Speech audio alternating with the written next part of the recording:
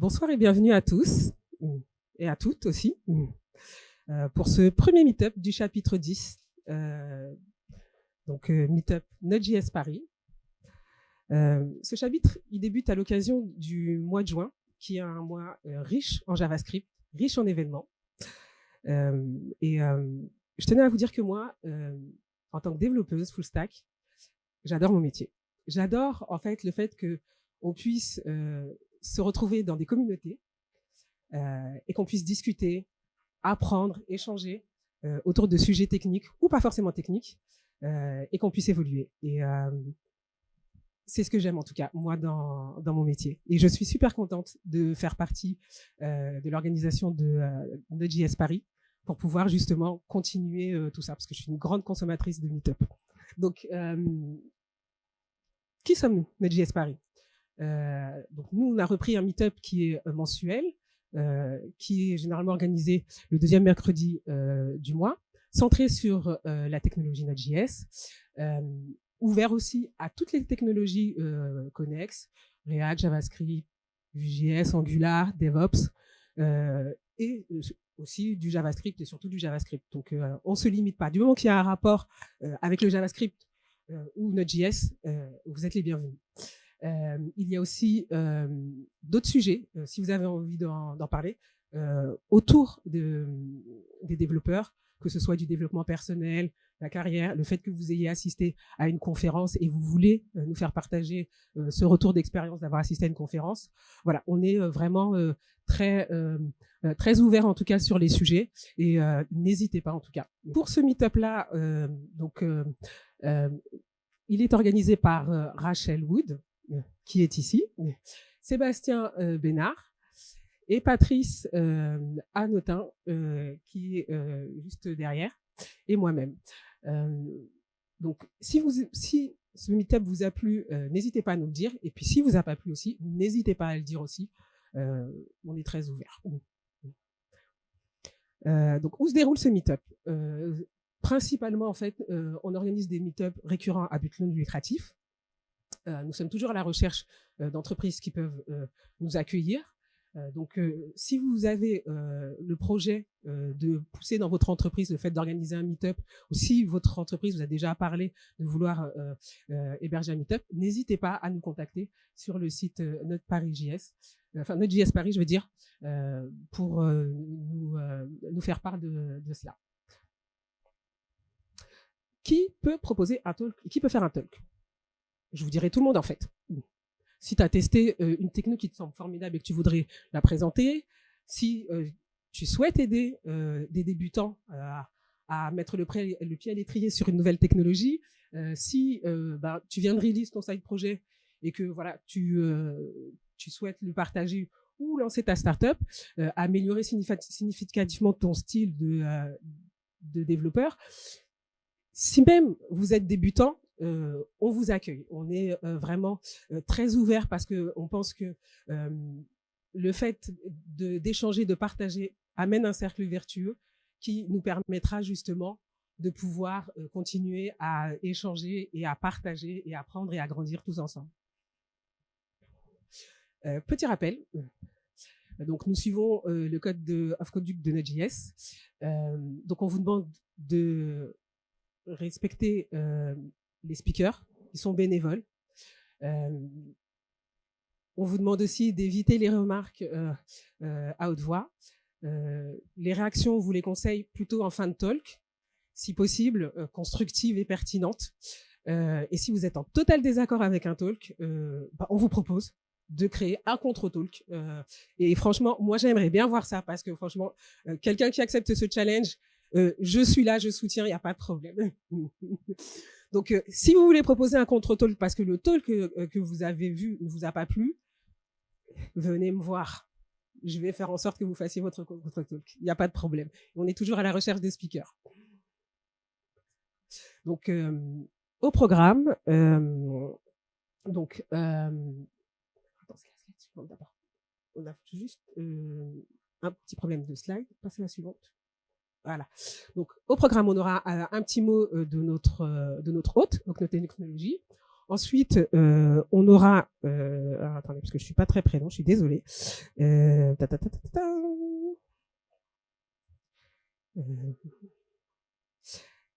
Nesrine Berama, merci, de Dot Conférence, qui nous fait l'honneur d'être présente et qui nous parlera de la Dot Conférence et de Dot.js. Ensuite, les talks. Et on finira avec l'apéro et le networking. Donc, au niveau des talks, on aura le monitoring front avec Grafana Faron par Alexandra Hakim, qui est cachée. On aura le disaster recovery par Rachel Wood, ici présent en rouge. Et pour finir, les modèles mentaux et leurs usages par Sébastien Bénard, juste à côté de Rachel. Ouais.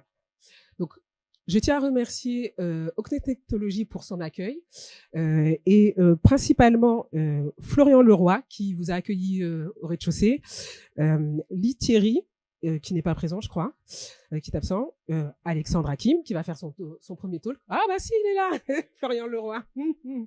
Et Adrien Fontaine qui n'est pas là. Donc merci à vous, messieurs, pour votre accueil. Pour votre soutien, pour votre confiance pour ce premier talk et nous avoir permis de mettre à l'étrier, de mettre le pied à l'étrier et de commencer cette première conférence, en tout cas du chapitre 10. Nous remercions aussi L-System qui est notre sponsor et Dot Conférence qui nous soutient pour ce nouveau meet-up, ce nouveau chapitre. Donc, je vous souhaite à tous un bon meet-up.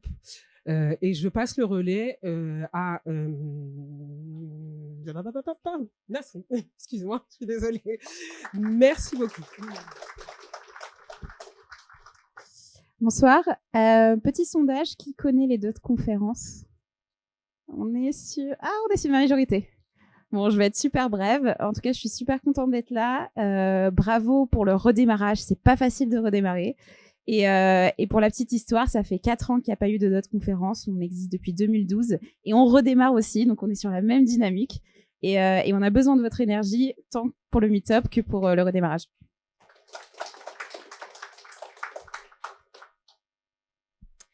Notre mission, elle est hyper claire.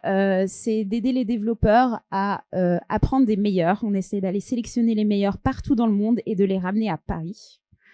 Notre mission, c'est de vous sentir connecté à vos différentes communautés. Et pour un développeur, ça veut dire aussi plusieurs communautés. Donc, Dot Conférence, on a au total 6-7 marques, que ce soit au niveau de la cybersécurité avec Dot Security, Dot CSS, Dot JS, Dot AI qui arrive aussi, et qu'on n'a pas créé en 2024 pour le coup. Donc, l'idée, c'est de se sentir connecté à cette communauté et pas seulement en suivant vos gros contributeurs sur GitHub, mais vraiment en les rencontrant. Et en les attirant en Europe. Et on aide aussi ce qu'on appelle les technical thought leaders à être connus et reconnus à l'international. Donc l'idée, c'est aussi pour un développeur qui contribue énormément à l'open source, d'aider à révéler les talents de demain et aussi à révéler les gros contributeurs de demain. Donc typiquement, on a des gros noms au niveau de nos speakers, mais on a aussi des pépites qui émergent avec nous et on essaye de spotter un petit peu les projets qui vont être célèbres demain. Voilà.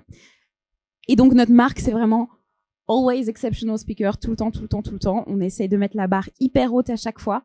Vous avez quelques-uns qui nous ont rejoints, certains sur Dot Sécurité, certains sur Dot.js. L'idée, c'est aussi de faire en sorte qu'en Europe, on ait ce niveau de qualité comme si on travaillait dans les territoires d'où viennent ces gros contributeurs. Et depuis 2012, il y a eu des talks assez emblématiques et on essaie de garder ce level-là. Et moi, je vais vous partager un petit peu en toute confidence les secrets un petit peu de nos sélections et comment on travaille pour essayer de vous donner les meilleurs talks et aussi comment potentiellement vous pouvez postuler à des CFP en ayant un maximum de chances d'être choisi.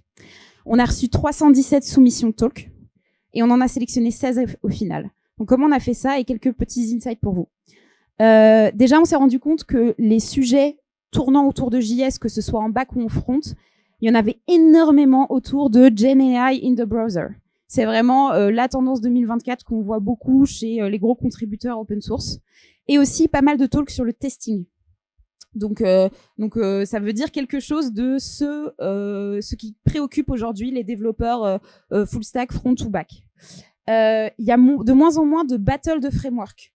On a de moins en moins essayé mon nouveau framework, il est super, mais plutôt qu'est-ce qui rassemble les frameworks et comment, en tant que développeur JS, on parle un langage commun malgré des choix différents.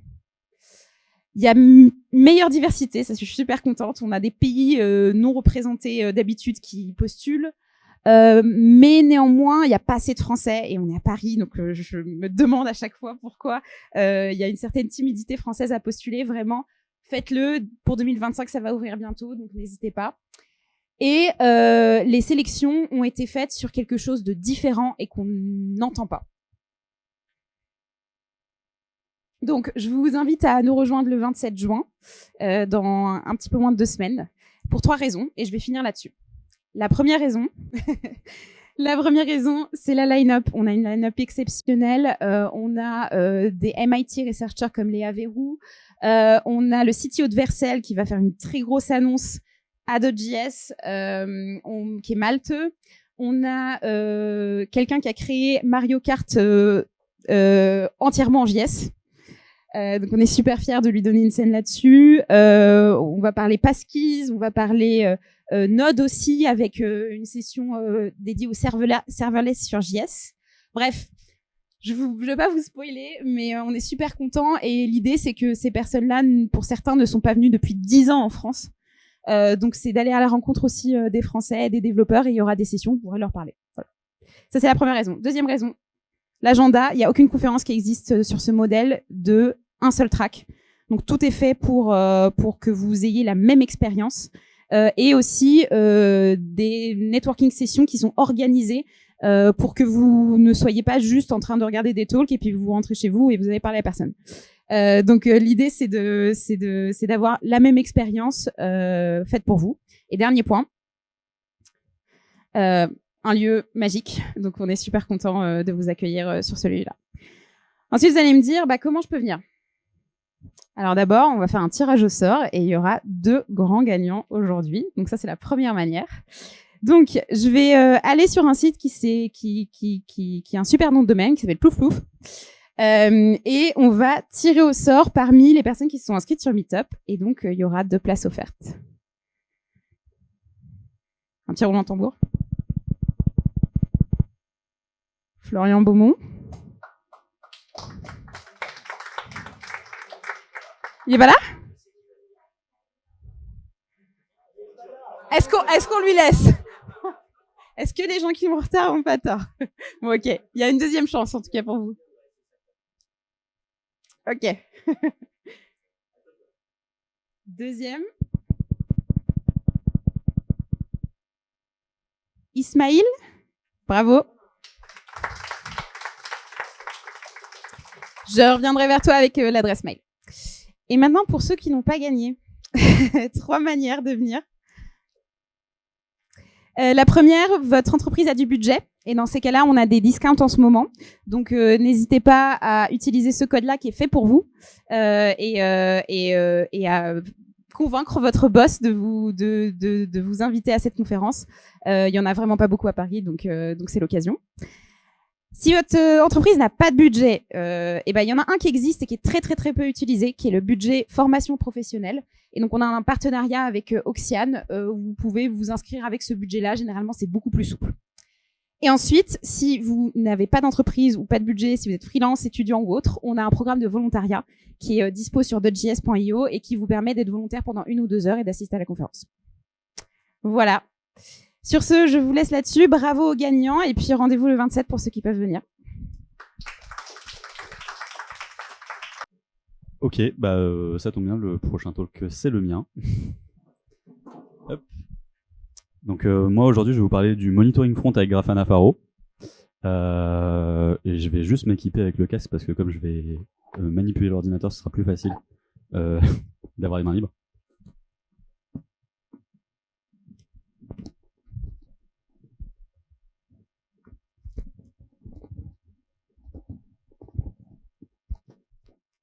Ok, oula, pardon, désolé. Vous m'entendez bien, c'est bon? Alors, donc, Grafana Faro, qu'est-ce que c'est? Je pense que beaucoup de gens connaissent Grafana, et donc il n'y a pas trop de questions là-dessus. Mais Faro, bah, c'est quoi? Eh ben, pour résumer, en fait, Faro, c'est un outil de Grafana qui est open source, qui est développé par Grafana Labs, et qui permet de collecter des ressources, enfin des données en temps réel, donc les Web Vitals, les erreurs, les logs, etc. De visualiser ces données via des dashboards. Et voilà. Et puis il s'intègre facilement à des systèmes existants, notamment si on utilise déjà une solution Grafana. Voilà, donc pour faire court, Faro, c'est un outil de monitoring front qui est apporté par Grafana. Donc côté architecture, il y a un petit peu de... Désolé. Donc côté architecture, côté Grafana, en fait ça se résume comment? On a un SDK qu'on installe sur notre application front, et ce SDK va être chargé de communiquer avec les briques de Grafana. Donc voilà, typiquement, il envoie les logs, les exceptions, etc. Et en fait, côté Grafana Cloud, alors là on a Grafana Cloud, mais Grafana on peut l'installer en self-hosté. Donc c'est pas obligatoire que ce soit sur du Grafana Cloud. Et on a un Front-end Application Observability Collector qui va s'occuper de dispatcher les events qu'il reçoit, les événements qu'il reçoit, en fonction de leur type. Donc si c'est des logs, des exceptions, etc., il les envoie à Loki. Sinon, il les envoie à Tempo, les traces, etc. Et tout ça est renvoyé au dashboard Grafana pour qu'on puisse le visualiser en tant qu'utilisateur de Grafana et pas utilisateur de l'application front, bien sûr. Donc maintenant, on sait ce que c'est que Faro, mais on pourrait se demander pourquoi on aurait besoin de monitorer le front. En soi, on a l'habitude de monitorer le back avec Kibana, etc. Monitorer le front, c'est peut-être moins courant. Et puis voilà, donc en fait, le premier point, c'est que les applications front, ces derniers temps, sont devenues de plus en plus complexes, en tout cas de plus en plus fonctionnelles, il y a de plus en plus de fonctionnalités dedans. Il est loin le temps où on développait en jQuery des petites animations et on affichait la date en temps réel. Aujourd'hui, on a des interactions avec les utilisateurs, etc. Et donc forcément, qui dit plus de fonctionnalités dit plus de potentiels bugs, etc. Donc voilà. Puis on manipule pas mal de données aujourd'hui dans les applications. C'est pas laissé uniquement au serveur back, quand je dis serveur. On a le deuxième point, c'est que les navigateurs, c'est des environnements qu'on ne contrôle pas. Ils tournent chez le client, sur son ordinateur. Un ordinateur qui n'est pas forcément un ordinateur d'ailleurs, ça peut être un mobile, une PlayStation même si on veut. Il y a plein de devices différents, il y a plein d'OS différents, il y a plein de navigateurs différents. Et donc d'autant plus de raisons qu'il y ait des potentiels bugs chez certaines personnes et pas d'autres. Et enfin bugs ou problèmes, enfin voilà. Et troisième point, c'est qu'on a quand on a des retours utilisateurs, on n'en a pas forcément. Parfois on a des bugs, on le sait pas parce qu'on n'a pas les utilisateurs ne nous en font pas part. Mais j'ai pas envie de dire souvent parce que sinon ça va presque être du trash talk, mais les utilisateurs, ça arrive qu'ils nous donnent des retours qui sont difficiles à interpréter.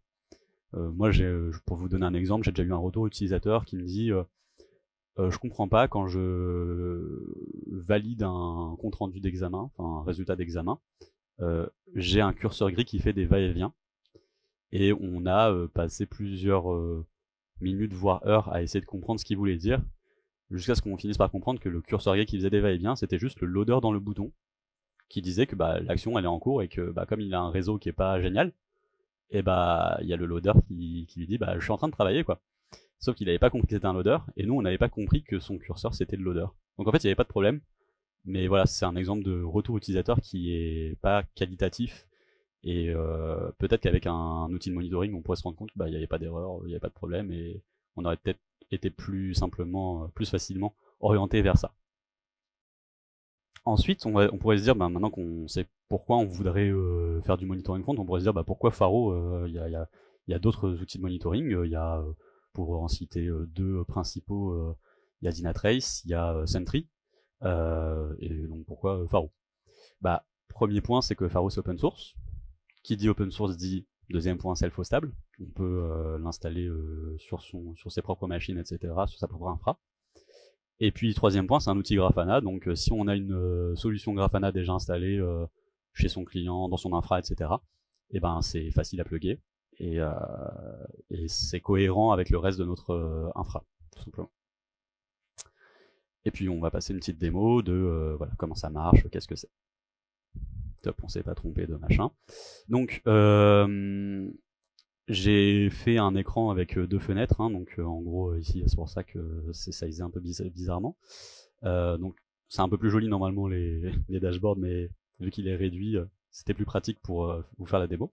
Donc à droite on a un dashboard de Pharo, Grafana, et à gauche on a une interface utilisateur qui nous permet de tester un petit peu les événements qu'il y a qu'on peut envoyer à Pharo, enfin que Pharo peut envoyer à Grafana, et voir ce qui se passe dans le dashboard à ce moment-là. Donc là on voit qu'il y a 0 erreur, rien du tout, parce que j'ai filtré sur les 30 dernières minutes, et que les 30 dernières minutes j'étais pas sur l'application, j'étais en train de chapeauter tout le truc là. Donc ce qu'on va faire premièrement, on va recharger pour être sûr que tout va bien. Ok, là on voit le statut de l'application qui est, bon c'est pas très responsive, désolé, qui nous dit que c'est actif. Le statut du APM c'est pour Application Performance Management, donc c'est pour dire voilà on est en train de monitorer. Et puis là à gauche vous avez une liste d'événements qu'on va générer. Et là on peut du coup générer des événements par type, donc là par exemple on va faire un crash. Alors il y a error et crash. Alors error ça va être un console error, c'est moi qui les ai créés, hein, c'est pas... Et crash c'est vraiment genre la variable x is not defined, c'est vraiment une erreur JavaScript, voilà. Et donc là on va aller au plus intéressant, on va aller directement dans un crash. Donc là du coup le contenu il est pas très intéressant parce que ça va être juste une erreur. Et donc là qu'est-ce qu'il nous pond? Toto is not defined. Toto is not defined, parce qu'en fait quelque part dans le code j'ai fait exprès d'écrire toto.tata, et voilà. J'aurais peut-être pu vous montrer aussi les réseaux si je filtre sur Pharo. J'ai un peu du mal à voir. Ouais, mais déjà si je tombe sur le bon truc je vous zoome. Ouais c'est ça. Je suis même pas sûr de pouvoir zoomer vu que c'est dans la console. Bon, contrôle plus, commande plus. Oui, c'est bon, ça marche très bien. Je vais peut-être agrandir du coup. Hop. Voilà, on voit qu'il y a une requête en fait qui est partie. Ah, il y en a eu plein d'autres parce qu'en fait il vérifie quand on se connecte à l'application, etc. Mais nous, ce qui nous intéresse, c'est ce post ici là qui a répondu en 200 et qui dit hey, j'ai un event pour toi qui a un contexte. Alors le contexte, je vais vous en parler après, mais voilà. Et qui a une stack trace ici. Et puis si on ouvre le premier, je crois qu'il va nous dire. C'est peut-être pas celui-là. Je me suis peut-être trompé. Attendez, je vais vérifier quand même. Tac, tac, tac. Non. Enfin, je suis peut-être pas tombé sur le bon. Et je vais peut-être pas m'attarder trop longtemps là-dessus. Mais en gros, on peut voir dans les events. J'aurais peut-être dû clear les events avant. Et bah, je peux peut-être essayer d'en faire un là maintenant. Hop, on va en générer un autre. Et je sais pas pourquoi ça remonte pas dans les réseaux. Enfin bref. Il y aura en gros ce qui se passe c'est qu'il y a un post qui part vers Pharo et on peut voir qu'il y a le contenu de l'erreur qui est envoyé à Pharo et Pharo est content. Maintenant si je vais sur le dashboard de Grafana Pharo là et que je recharge, je peux voir que j'ai eu une erreur qui a été perçue, qui a été automatiquement catchée. Et si je vais dans l'onglet erreur ici, je vais pouvoir voir mon erreur, Toto is not defined. Je vais pouvoir cliquer sur cette erreur. Génial, c'est l'effet démo. Je recharge, c'est jamais. Ah voilà, je sais pas pourquoi, il y a eu un petit souci. Donc là, quand je clique sur le détail de l'erreur, je peux voir tout simplement la stack trace, comme si j'avais l'erreur qui est apparue sur mon ordinateur. Enfin, c'est le cas, mais on simule un event où en fait ce serait un client qui a eu cette erreur là, et je peux voir tout ce quel fichier a généré cette erreur, etc. etc. Voilà, et du coup ça se traduit comment côté code. Donc j'ai mis un thème clair pour que ce soit plus facile pour vous à lire. On va zoomer un petit peu. Alors côté code, comment ça se passe? Ici, on peut voir que au main de mon application, j'ai un truc qui s'appelle apm.init. Apm, c'est une classe d'abstraction que j'ai fait moi-même, qui vient en fait instancier le SDK de Grafana, Pharo, pardon. Et tac, dans le init, on peut voir que on vérifie si c'est bien. Vous voyez ce que je vous disais là tout à l'heure, le enabled, etc. Là, le statut enabled et tout. En fait, c'est des variables qu'on vient injecter grâce à un fichier qui est ajouté au déploiement. Donc moi, dans mon contexte de mission, c'est via des fichiers Ansible, des confs Ansible qui viennent générer ce fichier. Mais là, dans la démo, c'est juste un fichier que j'ai déposé à la main. Mais voilà. Mais ça, c'est un peu en dehors de Grafana. Hein. Là, c'est juste pour montrer dans un contexte réel comment on pourrait faire. Donc là, on a mis des petites variables qui disent, bah voilà, APM il est enabled à true. Et donc, on vérifie dans le APM, si c'est pas true, bah on fait rien. Et puis si c'est true, on initialise Pharo via la fonction initialize Pharo. Et dans initialize Pharo, on peut lui passer tout un tas de trucs, donc le nom de l'application, la version, l'environnement. Notamment, c'est peut-être quelque chose que j'ai oublié de vous dire, mais si vous scrollez en bas, là, vous pouvez voir des choses par rapport à l'erreur qui sont intéressantes, enfin par rapport au client du coup. On a son session ID, parce que comme ça on peut retrouver sur quelle page il a navigué avant, etc. etc. On voit l'environnement sur lequel il tournait, donc là on est en local. On voit le nom de l'application, la version de l'application qui faisait tourner, parce que potentiellement s'il n'avait pas rechargé sa page depuis un moment, il n'était pas à jour, je sais pas. Et on peut voir plein de trucs, son OS, sa version, enfin quel navigateur il utilise, etc., etc. Et là, on voit aussi qu'on a context user email, context username, etc. Qu'est-ce que c'est? Et ben en fait, dans Pharo, on peut à chaque événement, on peut envoyer un contexte qui permet de rajouter des données en plus. Et c'est ces données-là qu'on voit en propriété des logs ou des events, enfin des erreurs, etc. Là, j'ai mis un exemple concret. Je lui ai dit override le contexte de tous mes events que tu reçois avec ces propriétés-là qui vont permettre de tracer un petit peu l'utilisateur. Comme ça, on sait qui a eu l'erreur et qu'est-ce qu'il a fait avant. Voilà. C'est un exemple concret de ce qu'on pourrait faire. C'est pas obligatoire et voilà. On peut aussi, à chaque event, si on le push manuellement, décider d'ajouter ce contexte. Alors, je l'ai par ici normalement, process log. Donc en gros, là j'ai une classe d'abstraction, je m'amuse pour éviter d'appeler Pharo directement en dur dans le code de l'application. En fait, j'appelle ma classe d'abstraction qui, elle, va appeler Pharo. Et dans cette classe, par exemple, si je fais un apm.log, ça va appeler process log derrière en lui passant le niveau de log. Et on peut lui passer un contexte. Donc pour passer un contexte à pushlog, qui est là une fonction du SDK de Pharo, et ben je peux lui passer un contexte là à la volée. Mais bien sûr, ce contexte sera en plus overridé avec ces données-là. Puisqu'ici, je le déstructure. Voilà. Quoi d'autre? On a du coup différents events, on peut générer différents events.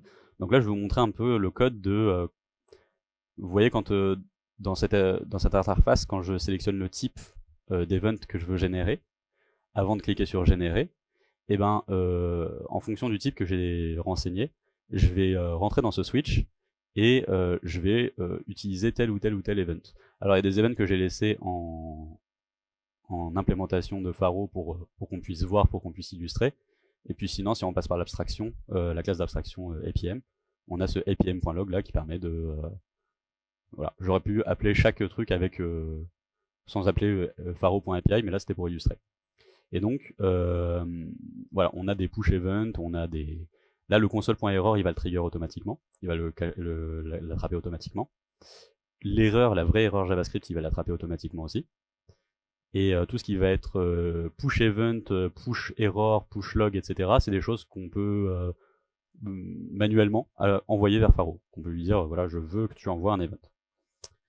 Et un log, il peut avoir plusieurs types. Donc il peut avoir le type info, warning, un peu comme des console.log, error aussi.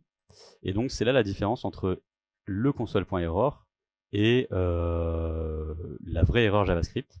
En fait, le console.error, ce qu'il va faire, c'est qu'il va générer un log de type erreur, et du coup, il va pas garder la stack trace, et il va pas le comptabiliser comme un erreur dans le dashboard Grafana. En fait, ce qu'on se retrouvera ici, c'est un petit souci que j'ai eu moi au début, je comprenais pas comment ça fonctionnait, et je préfère en parler maintenant, comme ça, si quelqu'un l'utilise un jour, il le saura. Je testais en faisant des consoles.error, et je me rendais compte que le compteur d'erreur il s'incrémentait pas. Et en fait, il s'incrémentait pas tout simplement parce que il comptabilisait ça comme des consoles, enfin des logs, mais de type erreur et pas comme des exceptions. Les vraies erreurs et puis les push errors, quand on push une erreur vers Grafana Faro, là c'est vraiment des objets de type exception qui considèrent comme des erreurs et qui vient incrémenter le compteur. Et du coup, on peut les retrouver ici dans l'onglet Errors. Et on a la stack trace. Par contre, un log, on perd la stack trace, etc. Voilà, je crois que j'ai un peu beaucoup parlé. Est-ce que vous avez des questions ou pas?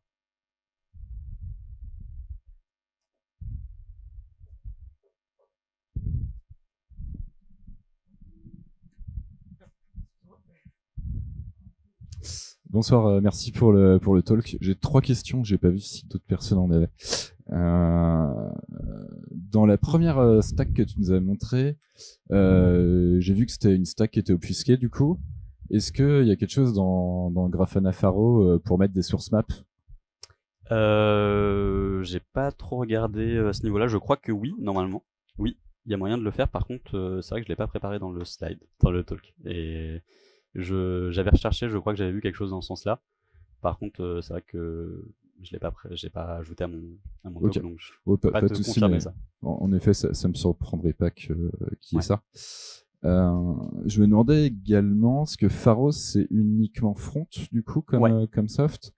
Donc imaginons si est-ce que j'ai moyen de suivre avec une sorte de je sais pas d'open télémétrie un petit peu si je veux suivre toute ma requête front et qui a déclenché derrière une stack back et qui est revenu dans le front, est-ce que je peux un peu suivre comme ça par où passe la requête?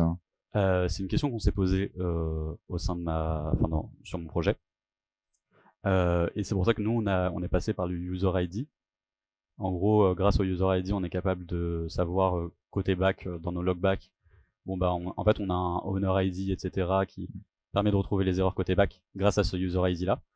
On n'a pas cherché plus longuement sur voir comment on pouvait lier les logs, enfin les events back et les events front pour essayer de naviguer de manière de bout en bout, quoi. C'est peut-être possible, mais là-dessus, j'aurais pas plus de réponse là-dessus. Ok. De toute façon, ça ressemble un petit peu à ce que vous avez fait dans le sens Open Telemetry, si je dis pas de bêtises, c'est un header au final avec un ID KCT et la trace est suivie comme ça. Et du coup, j'avais une dernière question qui était, ouais, ça, je sais pas si t'as creusé. Et est-ce qu'il y a quelque chose qui va me protéger, admettons, j'ai une erreur dans mon front, soit elle est involontaire de la part d'un dev, et puis j'ai une boucle infinie qui produit une erreur. Et puis bah, je vais me retrouver avec 15 milliards de logs, ou alors quelqu'un qui volontairement en fait essaie d'attaquer mon endpoint de log parce que tu montrais qu'on potentiellement envoyait aussi la trace dans le réseau. Qu'est-ce qu'il y a quelque chose un peu de built-in pour me protéger de ce genre d'erreur ou de... Alors, j'ai pas été confronté au cas, puisque là, pour le coup, c'est une version gratuite, donc au bout d'un moment, dans tous les cas, il fait payment required sur la réponse de l'event. Je me suis pas posé la question, c'est une bonne question, parce que ce serait une sorte de DDoS pour te casser ton dashboard. Ça m'étonnerait pas qu'il y ait quelque chose. J'ai pas recherché de ce niveau-là, de ce côté-là, donc je saurais pas dire. Par contre, quand tu as parlé de traces, etc., c'est vrai que j'en ai pas parlé dans le talk, mais il y a aussi un onglet Sessions, et dans la session, on peut voir toutes les traces de l'utilisateur, qu'est-ce qu'il a fait, où est-ce qu'il a navigué, etc. C'est pas fait pour faire de l'analytics, mais la frontière est fine. Et on a quoi d'autre? On a les Web Vitals, ça j'en ai un petit peu parlé au début du slide. On peut voir time to first byte, les trucs dans le genre. C'était un peu hors sujet, mais voilà. Voilà, j'ai pas trop de réponses là-dessus, désolé. Non, mais merci, en tout cas, super intéressant l'outil. Merci.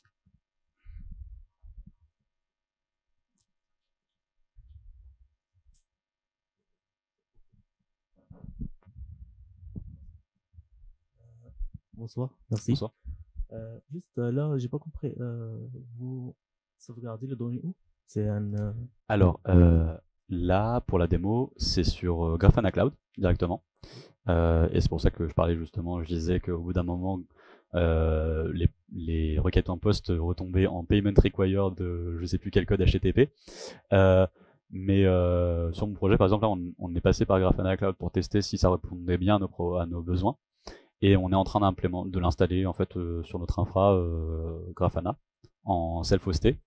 Donc actuellement c'est sur Grafana Cloud, c'est une version payante et enfin il y a une version gratuite, mais il faut payer.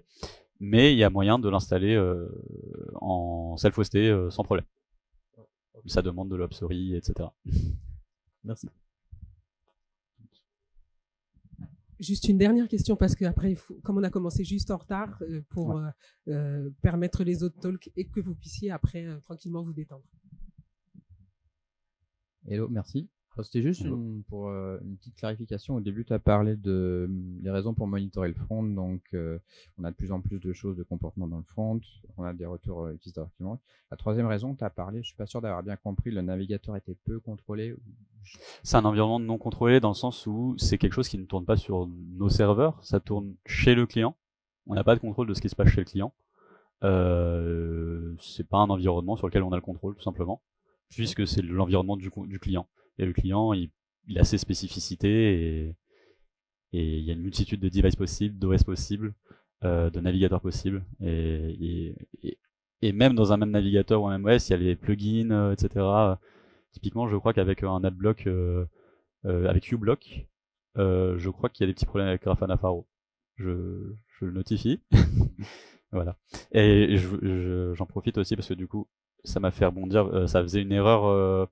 Le uBlock, il faisait une erreur de Corse, etc. Et quand on set up un dashboard,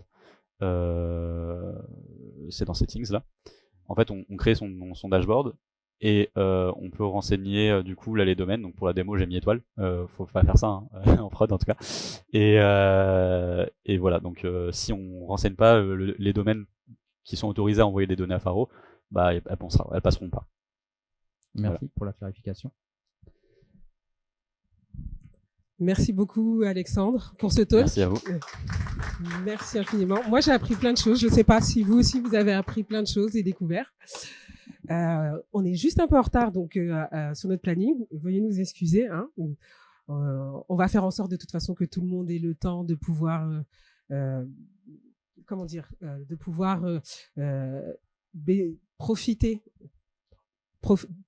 profiter des autres talks et que vous ayez aussi le temps de poser des questions si besoin.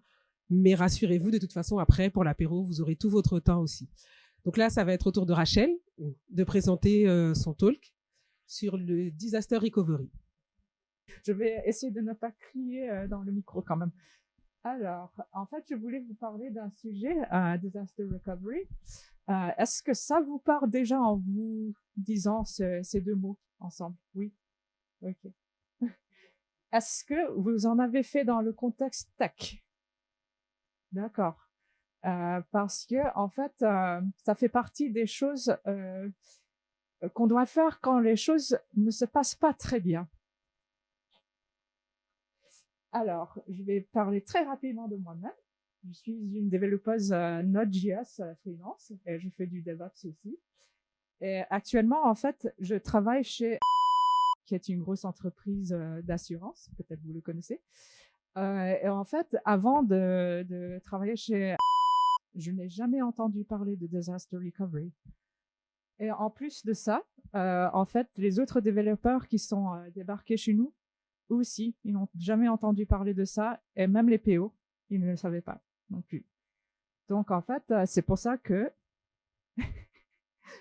en fait, je voulais vous en parler parce que je voulais introduire le concept du disaster recovery et de parler de disaster recovery exercise. Parce qu'en fait, nous sommes, j'espère, pas trop impliqués dans le disaster recovery lui-même, mais on est peut-être appelé pour faire le disaster recovery exercise. Prochain slide, s'il te plaît. Oh, c'est dommage, ça n'apparaît pas très bien. Désolé. Faut pas trop regarder. C'est en fait mes compétences en CSS, voilà. Donc, comme vous pouvez voir ici, ça c'est dans le cadre tech aussi. En fait, vous pouvez voir qu'il y a des risques ici. Donc, c'est ce que j'ai mis là, c'est le deleterious event. C'est un risque qui peut produire un événement néfaste pour son entreprise, l'activité de son entreprise. Et en fait, ça coupe les activités de l'entreprise. C'est un événement qui coûte très cher, non seulement au moment que ça se produit, mais aussi après, si par exemple l'entreprise perd sa réputation, en fait, il a une dégradation de sa réputation, bah, les clients peut-être ils vont partir ailleurs, regarder ailleurs.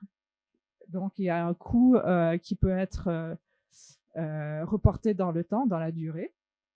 Mais il y a aussi dans les entreprises plus réglementées comme l'assurance, tout ce qui est finance et tout ça, en fait, ils peuvent se retrouver frappés par des amendes aussi. Je ne sais pas si vous avez entendu parler de DORA, D-O-R-A. C'est pas un prénom. Et c'est pas adorable non plus.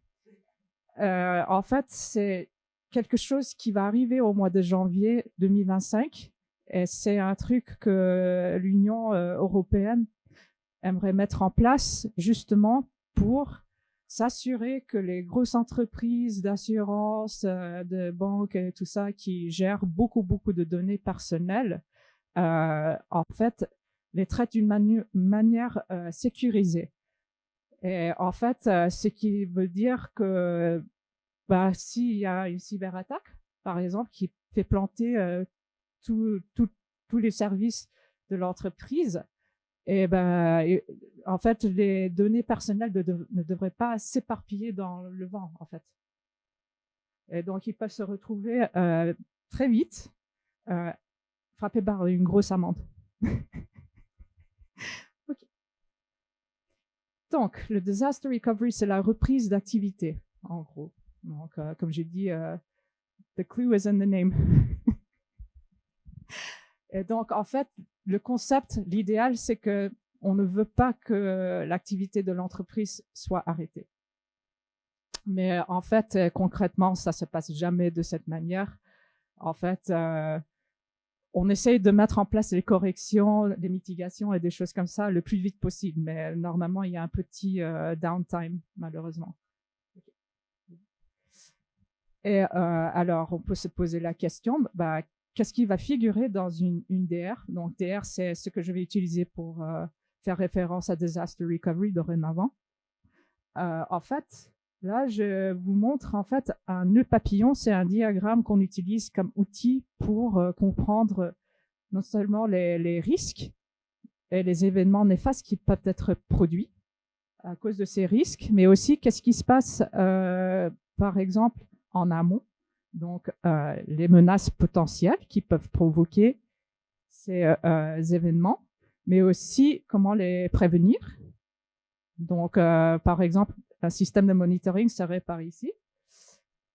Et puis, si l'événement malheureusement se produit, en fait, on va avoir un temps de recovery, de reprise, où on essaye de mitiger, en fait, mitiger, on peut dire ça en français? Je sais pas si c'est le bon mot, c'est peut-être un peu de franglais. Désolée, je m'excuse. Pour justement faire la correction le plus rapidement possible. Et puis, on en retire les conséquences de cet événement. Et comme ça, en fait, il y a une sorte de boucle d'itération pour améliorer ces process et pour éviter d'avoir le gros événement. Donc, ce nœud papillon est utilisé par les gestionnaires de risques et des gens qui font les analyses de risques et des choses comme ça. C'est hautement mathématique, il y a de la probabilité. Je pourrais vous en parler pendant 3 heures, mais je pense que vous voulez manger la pizza bientôt, donc je vais éviter ça. Donc, en fait, les gens qui décident des choses dans l'entreprise doivent se décider ce que sont les risques en premier temps, les événements qu'ils veulent éviter, mais aussi quels sont les cœurs de leur activité, leurs activités essentielles. Pour que, en fait, si ces activités-là risquent d'être arrêtées, ils peuvent les remettre en place le plus rapidement possible. une métrique qui est très importante, c'est le time to recovery, c'est en fait le temps que ça prend pour cette reprise. Et bien sûr, ils doivent aussi calculer ce que seront les coûts potentiels d'un événement néfaste qui se produit. Le plan d'action, qui va intervenir, l'orchestration des gens, est assez patati patata. En fait, c'est assez compliqué. C'est bon. OK. En termes de tech, en fait, nous sommes des développeurs web. Donc, peut-être pour vous, le slide juste avant, c'est un petit peu théorique.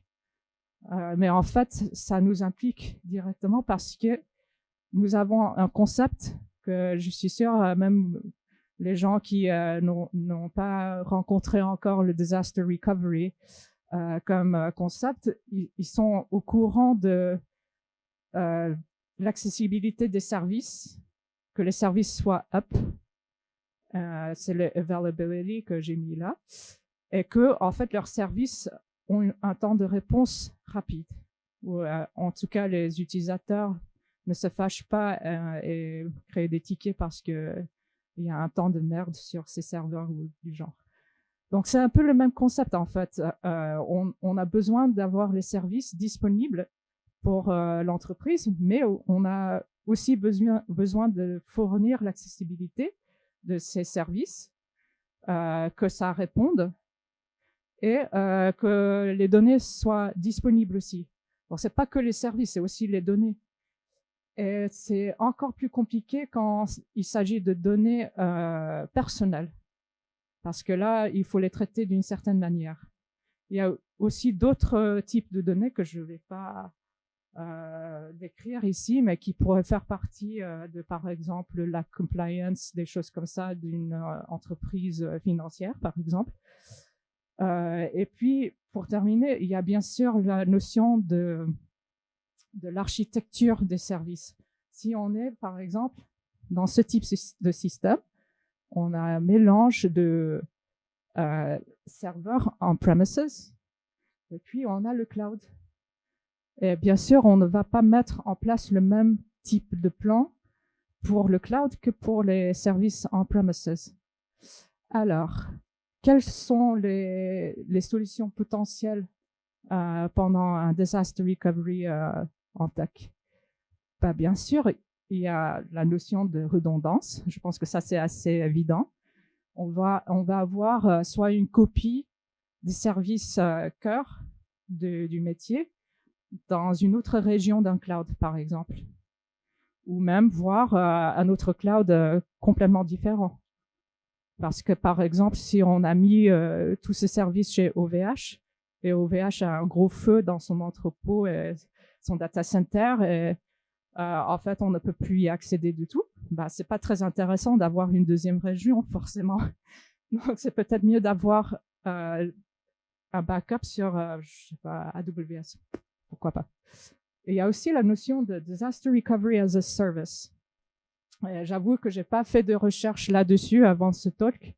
Et c'est Google, en fait, sur leur documentation sur ce sujet qui en a proposé. Donc, j'imagine qu'il propose ça, en fait. Vous pouvez payer de l'argent pour avoir ce type de service. Mais je ne connais pas plus que ça. Et puis, bien sûr, ça passe par le monitoring. Il faut avoir un bon système de monitoring pour non seulement regarder la santé de vos services, mais aussi qui est dans votre système, donc qui a accès, qui est dedans à chaque moment, et qu'est-ce qui se passe au niveau sécurité. Parce que, bien sûr, une des attaques, un des événements néfastes qui peuvent toucher à des services, c'est une attaque, une cyberattaque, par exemple. Donc, il faut avoir un bon système de monitoring en place. Et puis, bien sûr, il y a les backups sur tout ce qui est données, de bases de données et de choses comme ça. Donc, on peut soit mettre en place des fonctions ou une configuration sur chaque base de données qui fait ça automatiquement à chaque fois qu'il y a, je sais pas, 30 entrées sur une table de base de données. Ça reproduit les mêmes données dans une autre région, sur une autre base de données, où on peut faire des point-in-time recovery, c'est-à-dire des images, des snapshots de la base de données au fur et à mesure. Je voulais juste vous montrer cette documentation. Donc, je pense que je vais mettre en place un lien ou quelque chose comme ça sur le site du Meetup. Je pense qu'on n'a pas encore parlé, mais j'aimerais bien vous fournir le lien pour cette documentation qui est super chez AWS parce que justement, ils ont plein d'infos que je ne peux pas vous montrer ou que je ne peux pas vous décrire aujourd'hui. Mais si vous allez en bas, si tu scrolles en bas, s'il te plaît. Ah, stop. Là, en fait, ils expliquent des scénarios que vous pouvez mettre en place par rapport au coût et le temps de reprise que vous attendez à avoir. Et ça, c'est vachement cool. Et puis, plus loin en bas, en fait, ils ont des diagrammes plus simples que ce que je vais vous montrer ce soir, qui expliquent quels sont les scénarios différents qu'on peut mettre en place pour un disaster recovery. Mais grosso merdo, je vais faire peut-être ce soir plus un petit peu plus là. Le warm standby. Donc le warm standby, c'est en fait une solution un peu coûteuse. Je vais pas mentir, c'est en fait ce qu'ils ont mis en place là où je travaille actuellement. Et en fait, ce qui se passe, c'est qu'on a quasiment une copie de cette architecture cloud ici, dans la deuxième région qui va en fait prendre le relais s'il y a un événement néfaste. Mais pas tout. Donc vous pouvez voir, il y a des choses qui n'existent pas. Ok, c'est bon. Non, merci. C'est super sympa. Ok, c'est bon. Donc ça, c'est un petit peu plus compliqué. Pardon, je vais parler dans le micro quand même. Je suis désolée, vous voyez pas les trucs en noir, mais c'est pas grave parce que c'est juste des bêtises du genre nice to have database, nice to have containers. Donc en fait, ça c'est un diagramme archi bon. C'est basé sur AWS, mais en fait, ça pourrait être dans n'importe quel cloud. On a des services ici. Ça, ce sont des containers, donc un autre service. Peut-être il y a Front et des choses sympas comme ça. Des bases de données ici. Des message queues ici. Des gateways.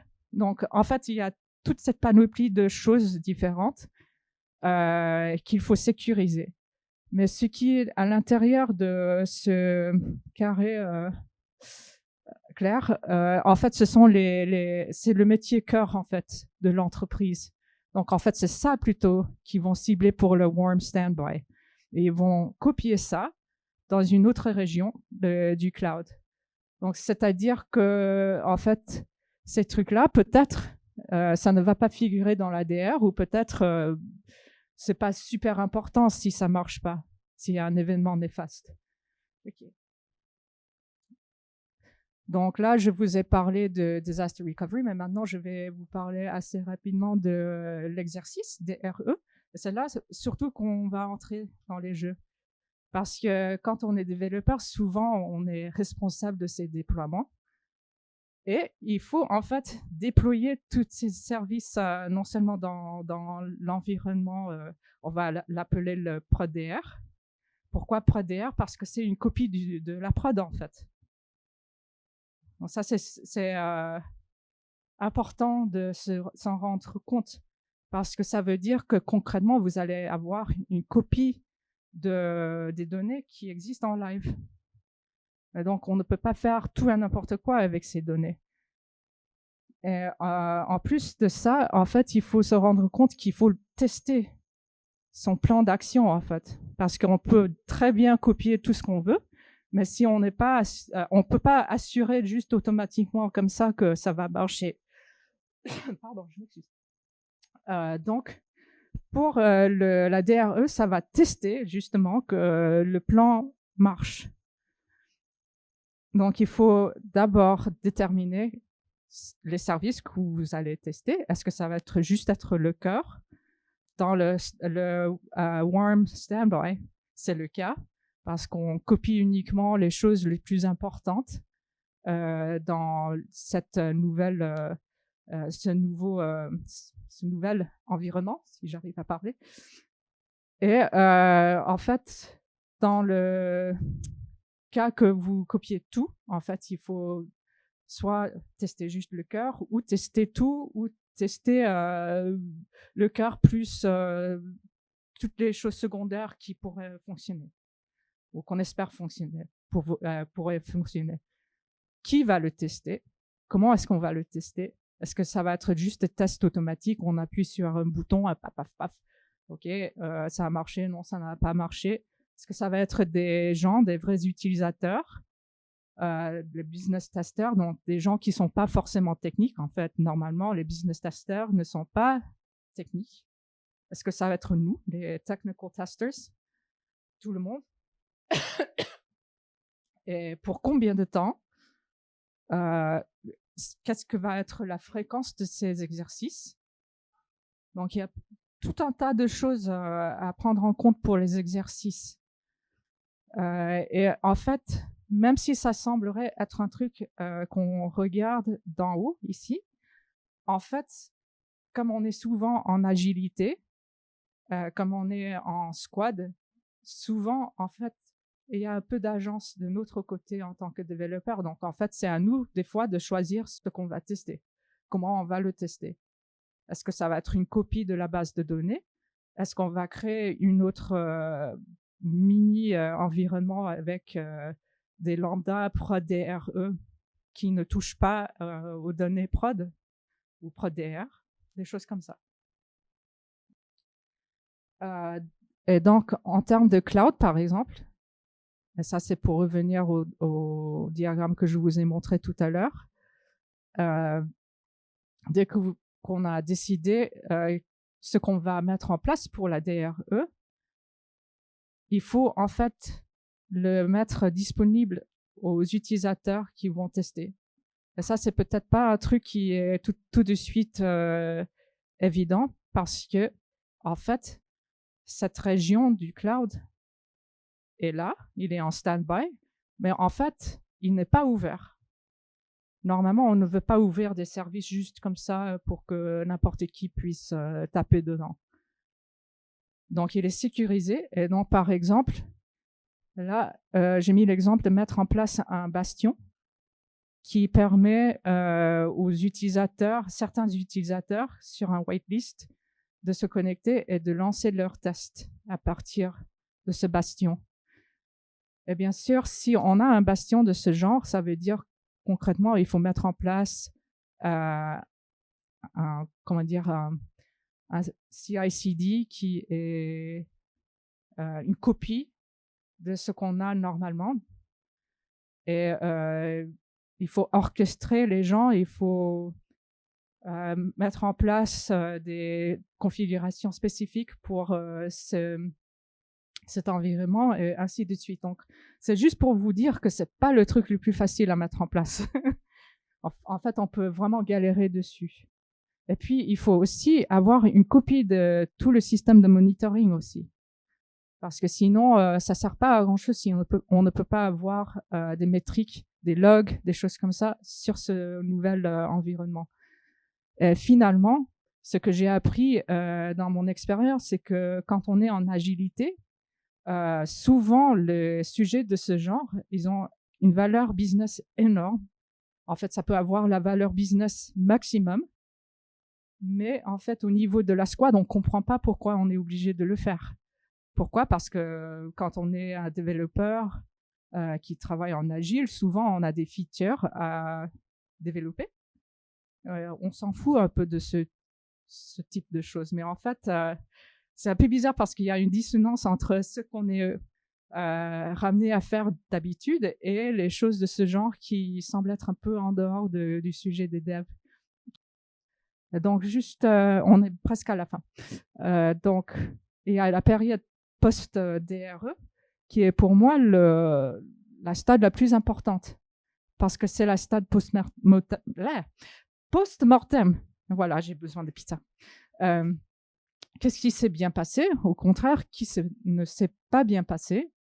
Les métriques qu'on a mesurées, c'est surtout le time to recovery, on ne va pas se mentir. C'est surtout le temps que ça a pris pour faire la reprise. Les actions qu'on doit faire pour que la prochaine DRE soit mieux. Et puis, dans le cas où vous êtes dans une entreprise réglementée, il faut peut-être mettre ces métriques et tout ce qu'on a mesuré, tout ce qu'on a noté, tout ça, en forme d'audit qui peuvent vérifier au niveau des... comment ça se dit déjà? Les gens qui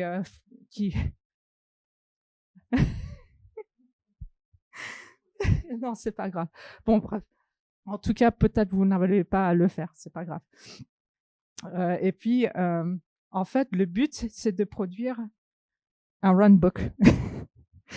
Donc, le runbook, en fait, c'est pour la prochaine fois. Et puis, bien sûr, il faut dire si ça a été, ça avait été important à faire. Hein? Oui, ça a valé le coup. Ouais, voilà. Donc, voilà. Donc, juste pour terminer, si tout se passe bien dans la DRE, en fait, le moment où vous avez vraiment besoin de la DR, ça va être magique parce que ça veut dire que vous n'êtes pas sous beaucoup de pression. Bah, vous serez sous pression quand même, mais moins que si on a une DR ou aucune DR en place. Peut-être ça a l'air complètement super flou. Peut-être ça a l'air de coûter très très cher. Peut-être ça a l'air d'un truc super DevOps et on s'en fout complètement, mais en fait, franchement, ça en vaut la peine à mon avis de le faire. Et j'espère pour vous que vous allez avoir l'opportunité de faire une DRE parce que c'est, comme on dit en anglais, it's character building. Voilà.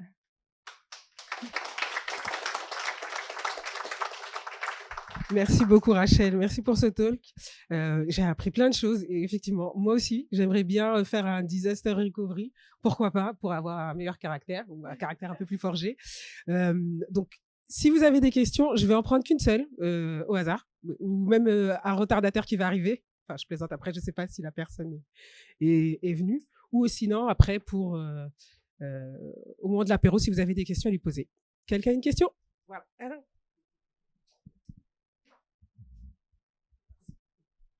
Bonjour. Donc du coup ma question c'est par exemple dans le cadre si on a du coup une infra par exemple où on fait tourner des crypto-monnaies ou des choses comme ça, ce genre de choses je pense c'est juste mandatory quoi, tu peux pas y échapper quoi.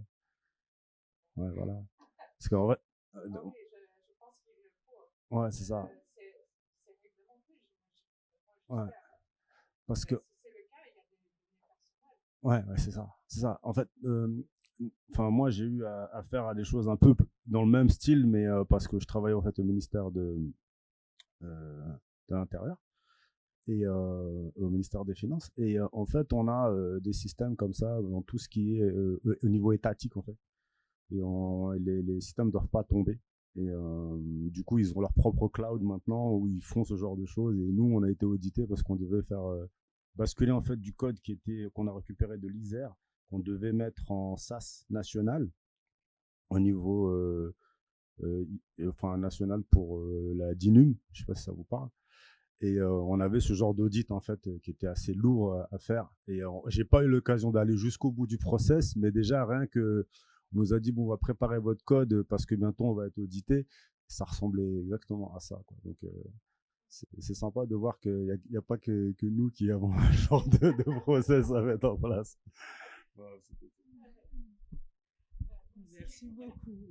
J'espère qu'on va pouvoir discuter après parce que ça m'intéresse ton expérience, même si elle n'a pas été complète. Je te remercie beaucoup Rachel. Merci encore. Et puis on va...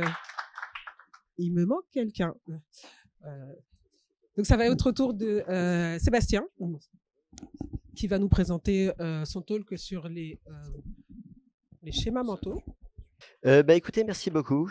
On va enchaîner un dernier talk, le dernier obstacle par rapport au buffet, hein, je suis désolé là-dessus.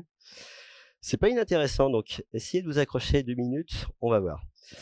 Enchanté, bonjour à tous. Je m'appelle Sébastien Bénard, je suis développeur freelance en JavaScript. Accessoirement, je suis co-organisateur du Meetup. Et j'ai choisi ce talk sur les modèles mentaux. Il s'agit d'un talk en fait non technique. D'ailleurs, hier, on m'a fait la reproche comme quoi ça pouvait sous-entendre qu'il s'agissait d'un talk sur le machine learning, la génération de modèles ou la LLM. Ça n'a aucun rapport en fait. Le talk en lui-même parle... Alors, suspense. Si je vais à droite. Oui, la seule intelligence dont on va parler, c'est la vôtre. Globalement, qu'est-ce qu'un modèle mental? N'hésitez pas à vous imprégner de ce slide derrière. Un modèle mental, finalement, c'est un concept, une idée, une manière de vous représenter les choses que vous vivez dans votre environnement. Un exemple très rapide, en fait, le rasoir d'Occam, par exemple, c'est un modèle mental. Le rasoir d'Occam, pour ceux qui ne savent pas, c'est l'idée de se dire que si vous avez un problème, la solution la plus simple est souvent la plus pertinente. Donc ça, c'est une application possible des modèles mentaux. Vous allez voir, on va prendre pas mal d'illustrations au fur et à mesure du talk, mais avant tout, vous êtes en droit de vous poser une question. Pourquoi ce talk? Pourquoi exactement on doit retarder un peu le buffet? Pourquoi exactement parler des modèles mentaux et en quoi ça pourrait être utile en tant que développeur? Question pertinente, effectivement, merci de l'avoir posée.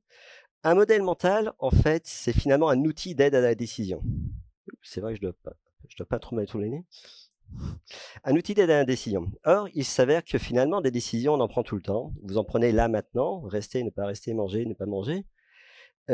Et ça définit finalement notre existence. C'est toute votre identité se définit par les décisions que vous prenez. Aussi, c'est vrai que c'est peut-être sur le long terme une bonne chose d'avoir les meilleurs outils pour choisir, prendre vos décisions tout au long de votre vie. C'est effectivement un skill, un set de skills que vous pourrez garder toute votre vie. Donc, finalement, ça peut valoir le coup de temporiser un peu la nourriture. Avant de parler des modèles mentaux, plus en profondeur et de prendre des exemples, je vais d'abord... Je vais faire comme s'il ne s'était rien passé. Avant de parler des modèles mentaux, je vais d'abord effectivement vous parler d'une personne qui a mis en place ces stratégies. Puis j'essaierai, par rapport à des domaines d'application, vous montrer 5 exemples de modèles mentaux. Et je vous donnerai aussi des pistes pour aller plus loin. Je tiens à vous présenter le champion toute catégorie des modèles mentaux, le jeune premier connu sous le nom de Charles Thomas Munger, malheureusement décédé l'année dernière à l'âge de 99 ans. Ceci dit, petit micro-trottoir, levez la main si, avant de voir ce slide, vous connaissiez Charlie Munger. 1, 2, 3 personnes, effectivement, quasiment personne. Et je suis sûr d'en avoir parlé à au moins une des 3 personnes. Effectivement, Charlie, parce que c'est comme ça qu'on va l'appeler pour le reste du talk, était finalement une personne assez connue dans son milieu. C'était un multimillionnaire. Accessoirement, il était l'associé de l'homme le plus riche du monde, Warren Buffett. Ensemble, ils avaient créé l'une des entreprises les plus prospères qui ait jamais existé. Et ce qui est amusant, c'est qu'il était assez discret, donc on ne connaissait pas trop. Mais moi, quand j'ai appris son existence, c'est par rapport à son champ d'application sur cette prise de décision. En fait, il était connu pour prendre des décisions extrêmement complexes et extrêmement vite. Pour ça, il avait mis en place un set de skills dit de modèles mentaux. Donc, il avait à sa disposition environ une centaine de modèles mentaux qu'il avait répartis sur une forme de grillage. Et suivant les problématiques qu'il avait, il choisissait, il faisait une sorte de composition de fonctions de modèles mentaux et s'en servait pour avoir finalement la réflexion la plus pertinente et la plus cohérente par rapport à la situation. Donc ça, c'est vrai, enfin, Charlie, c'est vraiment effectivement une personne exceptionnelle dans ce genre de choses. Finalement, beaucoup de personnes, même des milliardaires qu'il a rencontrés, ont considéré que c'était l'une des personnes qui avait les visions la plus claire et la plus explicite de tout un problème. C'est pour ça qu'on va essayer de comprendre ensemble la stratégie qu'il a mis en place. Il l'avait tout sobrement appelé la sagesse universelle. Expliquons ce concept. En fait, globalement, si jamais vous avez une maîtrise d'un domaine, mais une maîtrise très restreinte de juste un domaine. Par exemple, si vous êtes spécialisé dans la poésie anglaise du XXIe siècle, je vois qu'il y a une personne dans l'assemblée qui en est. Ne le prenez pas personnellement, mais malheureusement, cette spécialisation ne vous permettra pas de répondre à toutes les problématiques possibles. En fait, vous allez rester dans votre champ de compétences et tout ce qui restera hors de ce champ restera un mystère pour vous. C'est l'application parfaite avec un seul marteau comme outil, tous les problèmes ressemblent à des clous. Si vous n'avez que des modèles mentaux issus du champ de la poésie anglaise du XXIe siècle, vous aurez tendance à tordre la réalité pour faire orienter finalement tous vos problèmes par rapport à ce champ de compétences seul. C'est pour ça que la rhétorique de Charlie, c'était d'abord de choisir plusieurs modèles mentaux. Tout modestement, il conseillait d'en avoir 90. Je trouve que ça fait besoin, mais quand il en est arrivé à cette décision, il avait 60 ans, donc ça me laisse encore un peu de temps pour atteindre cette expertise. Choisir plusieurs modèles mentaux, mais surtout les choisir dans des domaines de compétences divers et variés. Donc, les mathématiques, la science, la chimie, l'ingénierie, la finance, l'informatique, ne l'oublions pas. Tout ça, ce sont des domaines dans lesquels vous allez essayer de piocher pour récupérer vos modèles mentaux, pour en faire votre set d'outils, pour pouvoir finalement mieux réfléchir et mieux appréhender certains problèmes. Par la suite, on va donc essayer de voir 3 catégories de domaines dans lesquels on va pouvoir piquer des modèles mentaux et voir comment on peut les mettre en pratique. Domaine numéro 1, le champ des mathématiques. Dans les mathématiques, en fait, il y a un système qui s'appelle l'inversion. L'inversion, c'est assez simple. En fait, plutôt que de se poser la question « Comment réussir à faire quelque chose ?», posez-vous plutôt la question « Comment réussir à ne pas y arriver ?»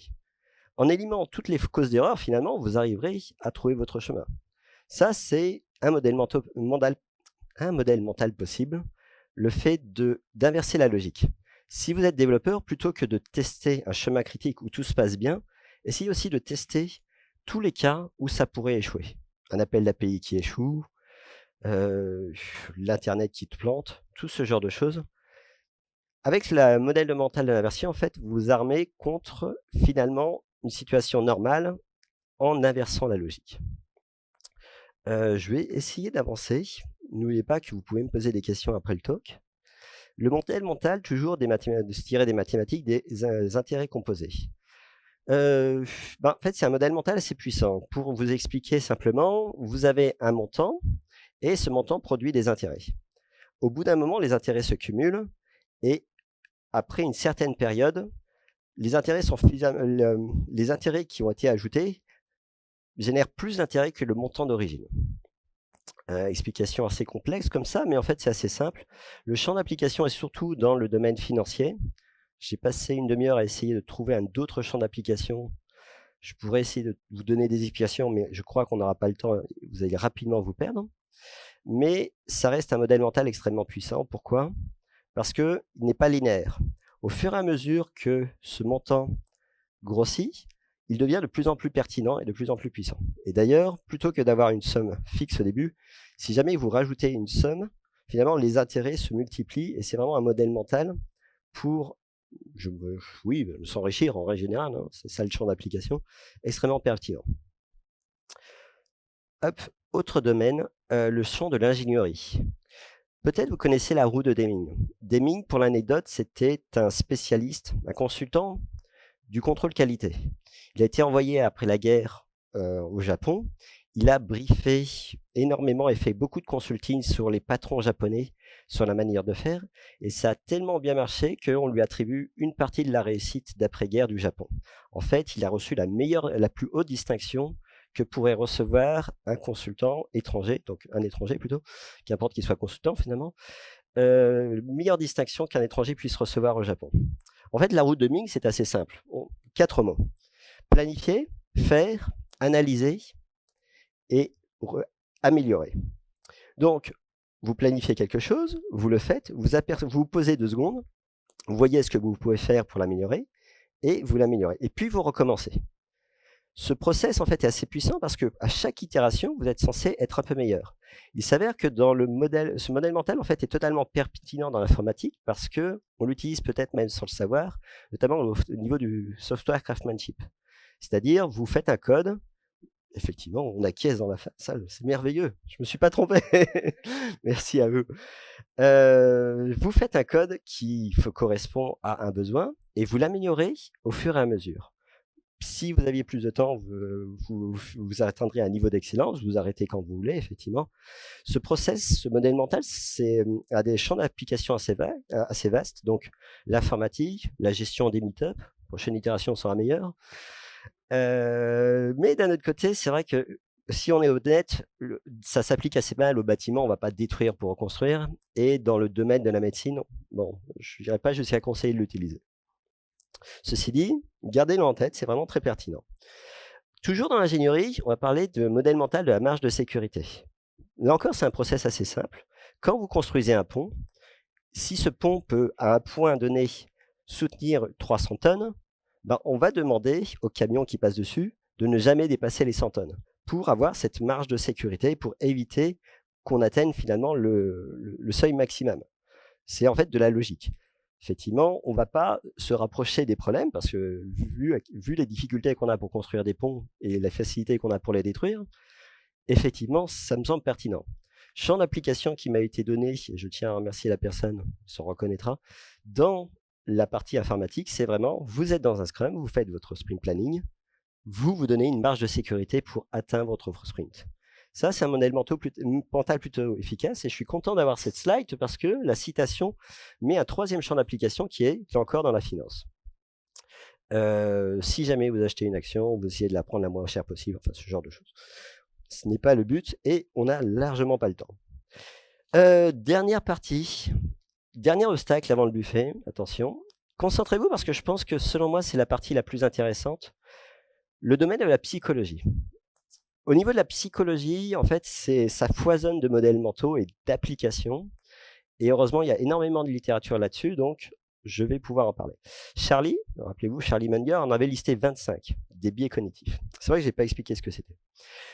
C'est intéressant de voir que finalement, nous, êtres humains, notre système de pensée n'a pas tellement évolué depuis nos ancêtres chasseurs-cueilleurs. Ce qui était pertinent à l'époque, comme le fait de fuir lorsqu'on a une réaction comme la peur, on voit un prédateur, on se met à fuir, logique, on réussit à survivre, c'était plutôt pertinent à l'époque. Aujourd'hui, en fait, ce genre de réflexe qu'on a, ce qu'on appelle des heuristiques, savoir des modèles mentaux finalement assez mal adaptés par rapport à notre vie d'aujourd'hui, ces heuristiques ne s'appliquent pas dans tous les domaines. Essayez de fuir par rapport à votre boss si jamais il vous pose une question difficile, effectivement, ça peut provoquer des situations assez gênantes. Ces biais cognitifs, donc comme je disais, Charlie Munger en a listé 25, on va essayer de les présenter autour d'un exemple assez pertinent, qui est le modèle de vente aux enchères publiques. Je pense qu'il est assez pertinent parce que finalement, il est vraiment intemporel. Benjamin Franklin, qui justement était le modèle de pensée de Charlie Munger, je me permets de le citer, avait lui-même observé que les gens devenaient un peu fous quand ils étaient mêlés aux ventes aux enchères publiques.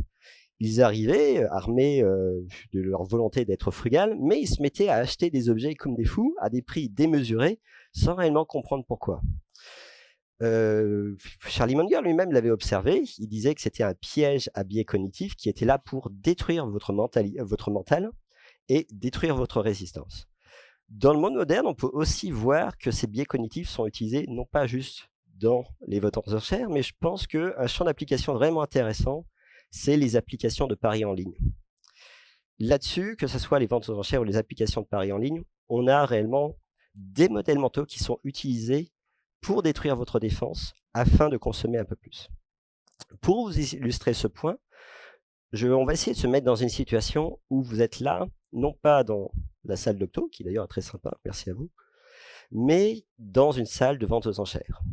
Imaginez que vous voyez la vente aux enchères commence. Vous avez en tête un objet à acheter. Arrive le commissaire-priseur. Celui-ci est fort bien apprêté. D'ailleurs, il va glisser subtilement qu'il a 30 années d'expérience dans le métier et que la maison pour laquelle il travaille a 300 ans d'existence. C'est clairement un expert. Clairement, il a une posture d'autorité. Ce qu'il va dire ou faire sera beaucoup plus pertinent. S'il propose un prix, on sera moins amené à le remettre en question. Et s'il nous propose un bibelot, peut-être effectivement qu'on ne se posera même pas la question de savoir si ça vaut son prix. On continue. Vous voulez acheter quelque chose. En fait, vous voulez acheter, je sais pas, un objet ayant appartenu à une star que vous appréciez. On va parler au hasard du maillot de Kylian Mbappé. On s'en fiche, qu'importe. Pour vous, ça a de l'importance parce que on attribue en fait des propriétés à cette personne par rapport à son propriétaire. Ce qu'on appelle le biais d'association. Un objet récupère les vertus d'une personne auquel il est associé. D'ailleurs, ça n'a pas nécessairement besoin d'avoir un lien d'appartenance. Kylian Mbappé pourra juste à dire qu'il a gagné le championnat du monde grâce à ce maillot. On verra un lien d'association, on aura beaucoup plus envie de l'acheter. Ça aussi, c'est un autre biais. Les enchères commencent et juste avant vous, un enchérisseur commence à poser une offre pour le maillot. Donc là, vous vous dites, mince, je risque de ne pas avoir ce maillot. Vous anticipez une perte, ce qui d'ailleurs n'est pas le cas, mais vous avez un sentiment de privation, ce qui augmente votre stress. Après cela, une autre personne enchérit. Là, dans ce cas, on commence à avoir un modèle où plusieurs personnes veulent le même objet. Dans ce cas-là, on a un système, j'ai oublié la slide, de preuve sociale. En fait, à partir du moment où plusieurs personnes montrent qu'ils vont dans le même sens, ça devient plus pertinent de les suivre. On ne se demande pas, est-ce que ça vaut vraiment le coup d'acheter? On se dit, ah oui, A et B ont acheté, ou veulent acheter, donc ça devient pertinent que moi-même je me propose. Vous n'avez pas le temps de réfléchir et le commissaire-priseur commence à faire le compte à rebours. Là vient naître un sentiment d'urgence. Excellent, superbe timing. On vient de sonner la cloche et apparaît le sentiment d'urgence. Je suis un peu perdu, mais globalement, ce sentiment d'urgence, ce sentiment de stress va parasiter votre modèle de pensée. Vous ne savez plus réellement comment agir. Tout ça, ce n'est pas neutre en fait. Toute cette liste de biais va même entrer en cohérence. Ça va créer une sorte de spirale négative que Charlie avait sobrement appelé l'effet Lollapalooza. C'est lui qui a donné le nom, je ne sais absolument pas pourquoi. De ce que j'ai compris, c'était une rêve partie chez l'EPI, mais bon. L'effet Lollapalooza, finalement, c'est ce cercle, pas du tout vertueux en fait, ce cercle destructeur dans lequel vous êtes enfermé, dans lequel vous n'arrivez pas à sortir. Pour moi, c'est cet effet, ce biais cognitif qui permet réellement d'expliquer que des gens perdent une fortune en allant sur des jeux de paris en ligne, en jouant au poker. Cet effet auto-entretenu, ces biais qui finalement ne s'additionnent pas, se multiplient, réellement génèrent une situation où vous n'êtes plus maître de vos décisions. Donc voilà, on a à peu près illustré 6 biais sur les 25 listés Charlie et sur les 1000 qui peuvent exister dans le monde, sur la manière en fait finalement d'influencer. Comment on est influencé par des systèmes assez complexes que sont les ventes aux enchères. Maintenant, un petit exercice que je peux vous donner. La prochaine fois que vous voyez une pub sur les jeux en ligne, essayez de voir si vous voyez tous ces biais. Logiquement, si la pub est bien faite, ils y sont tous. Globalement, comprenez que c'est intéressant en fait ce système de biais parce qu'on les a tous et c'est important de les connaître pour savoir à quel point on est influencé, manipulé par ce genre de choses. Ceci conclut ma présentation. Qu'est-ce qu'on a vu aujourd'hui? On a compris que les modèles mentaux, finalement, ce sont des outils de prise de décision. Grâce à ça, on va pouvoir prendre des décisions un peu plus faciles. Je vous enjoins à en maîtriser le plus possible, attrapez-les tous. Et pour les attraper, il ne faut pas hésiter à se renseigner dans tous les domaines qui existent. Vous n'êtes pas comme Charlie. Pour l'anecdote, Charlie Munger, en fait, était doué dans énormément de domaines. Il avait lui-même designé un bateau qui a connu l'exploit de couler par temps clair le premier jour de son inauguration, mais c'était un très bon design. Il avait donc énormément de connaissances sur tous les domaines, et grâce à ça, il a pu récupérer un nombre de modèles mentaux assez impressionnant et les mettre à sa disposition. On a vu ensemble plusieurs modèles mentaux tirés des mathématiques, l'inversion, tirés de l'ingénierie, la roue de Deming, et tirés de la psychologie, tous les biais cognitifs. Il y en a énormément d'autres. Je vous en ai listé 6. Charlie en a parlé de 25. Si jamais vous voulez aller un peu plus loin, je vous conseille cette petite littérature. Livre numéro 1, Influence et manipulation, extrêmement super livre. C'en est au point, je le conseille à tous les gens que je croise dans la rue presque. Vous me demandez le moi l'heure, je vous refilerai une copie d'Influence et manipulation. qui va vous présenter les biais cognitifs et tous les outils, tous les biais qu'on peut utiliser contre vous pour vous manipuler. Le deuxième, l'effet cumulé, vous explique un peu plus le modèle mental des intérêts composés. C'est vraiment un modèle mental très puissant car il n'est pas linéaire. C'est pour ça que ce surplus de littérature n'est pas mal. Le dernier porte Charlie Almanac, car là c'est plus le livre de Charlie Munger. C'est un peu plus technique parce qu'il est en anglais, j'ai pas réussi à le trouver en français.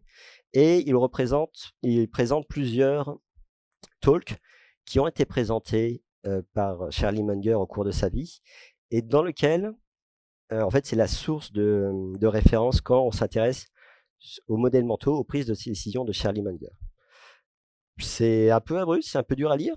Des trois, j'irais plutôt vous conseiller Influence et Manipulation, que je considère comme les meilleurs des trois, mais renseignez-vous.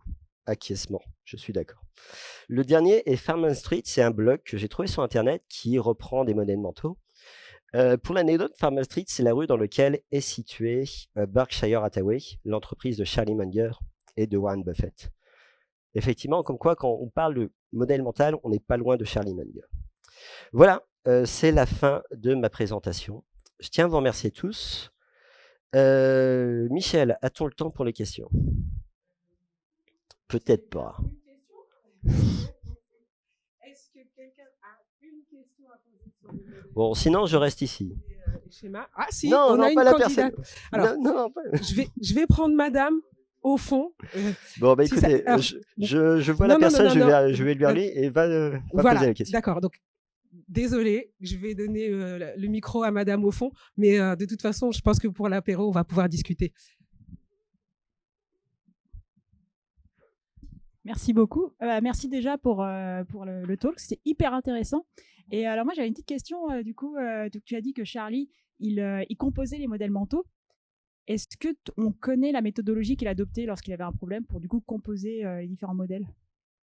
Bah, c'est compliqué parce que il disait que par rapport à tous ces modèles qu'il avait, il essayait d'en tirer le plus possible. C'est compliqué parce que d'une part, il n'a jamais listé la totalité des modèles mentaux qu'il avait à sa disposition. Et effectivement, s'approprier un modèle, ça prend du temps. Donc finalement, c'est difficile à expliquer. Autant une situation où la marge de sécurité, ça se comprend, la mise en application assez simple. Il y a des modèles mentaux comme la composition, l'inversion mathématique. J'en suis toujours à essayer de chercher les champs d'application. Donc ça, c'est plus de la pratique. Le concept de sagesse universelle, hein, c'est assez vaste. Finalement, j'ai l'impression que c'est finalement l'apprentissage d'une vie pour réussir à bien maîtriser les modèles mentaux. Je vois ça comme des outils. C'est pas non plus une obligation de les apprendre d'ici la semaine prochaine. Hein. Pour la semaine prochaine, vous aurez à peine le temps pour les biais cognitifs. C'est déjà assez riche. C'est des choses qu'il va falloir grappiller au fur et à mesure, se l'approprier. Et à mon avis, finalement, ça dépend aussi plus des personnes et de vos affinités. Donc, je suis désolé, j'ai pas de bonne réponse. Merci beaucoup. On applaudit très fort Sébastien. Merci beaucoup. Du coup, Alexandre va juste en profiter pour nous apporter un élément d'information qu'il n'a pas pu nous donner. Oui, j'ai oublié de vous le dire. Je vais mettre sur GitHub un repo résumant ce dont j'ai parlé. Donc, je le rajouterai peut-être sur la page du Meetup ou enfin, je vous le ferai parvenir. Je ne sais pas par quel moyen. Ça a été enregistré, donc ce sera. On verra comment on va le diffuser sur YouTube ou autre. Et puis voilà. Et puis je me suis pas présenté. Donc moi c'est Alexandre Hachim. Je suis chez Octo depuis. Je suis chez Octo depuis plusieurs années et je suis développeur full stack JS. Voilà.